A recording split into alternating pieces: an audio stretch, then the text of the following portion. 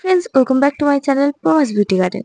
আশা করি তোমরা সবাই ভালো আছো। আর আমি তোমাদের সাথে নিয়ে চলে এসেছি একটা ট্রেন্ডিং কলকা ডিজাইন। এই কলকা ডিজাইনটা খুবই চলছে এখন। আর এর নাম হচ্ছে লাইন কলকা বা সাবেকি কলকাও তোমরা বলতে পারো। কারণ এই কলকাটাই একদম গাল পর্যন্ত টেনে কাজ করা যায় সুন্দরভাবে। আজকেরটা আমি একটু ছোটোর ওপরেই দেখাবো, আইব্রো শেষ অবধি। খুব বেশি গালে গালে আমি একদমই টানবো না। তো এই কলকাটা কি হয়, একটা ওয়ান লাইনেও করা যায়, আবার ডবল লাইন করেও করা যায়। ডবল লাইনটা বেশি সুন্দর লাগে, তবে খুব সরুর ওপর লাইনগুলো টানতে হয়।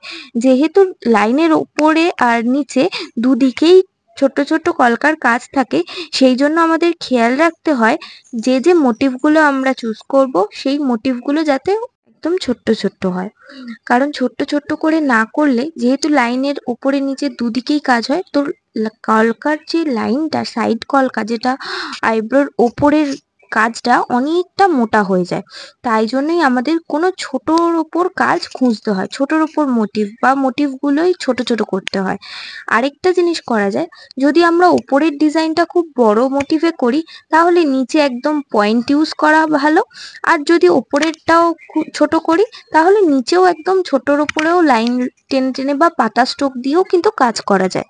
এইভাবে আমরা করতে পারি। আজকের কলকাটা একদম ছোট সিম্পলের ওপরেই করেছি, তোমরা দেখলেই বুঝতে পারবে। আর এই কলকাটা প্র্যাকটিসও করতে পারবে, কারণ আমি শুধুমাত্র কমা স্ট্রোক, পাতা স্ট্রোক আর একটা আম কলকার স্ট্রোক, এই দিয়েই পুরো কলকাটা কিন্তু কমপ্লিট করেছি। আর যেহেতু আমার কলকার ওপরটা খুব ঘন কাজ হয়েছে, মানে কলকার একটুখানি মোটার ওপর করেছি, তাই জন্য আমি নিচটা কিন্তু পয়েন্ট ইউজ করেছি। তোমরা আজকের কলকাটা জানিও কেমন হয়েছে। আর যে টিপসগুলো দিলাম, ওই টিপসগুলো ফলো করে যদি এই কলকাটা করো, তাহলে কিন্তু তোমরাও খুব সহজেই এই কলকাটা ড্র করতে পারবে। আমার এরকম ভিডিওগুলো যদি তোমাদের ভালো লেগে থাকে, অবশ্যই আমার চ্যানেলটিকে সাবস্ক্রাইব করে রেখো, আর লাইক অ্যান্ড শেয়ার করে দিও, যাতে সবাই এইরকম টিপসগুলো দেখতে পারে আর সহজেই কলকা ড্র করতে পারে। আজকের কলকাটা কেমন হয়েছে অবশ্যই কিন্তু তোমরা জানিও। এই হচ্ছে ফাইনাল লুক।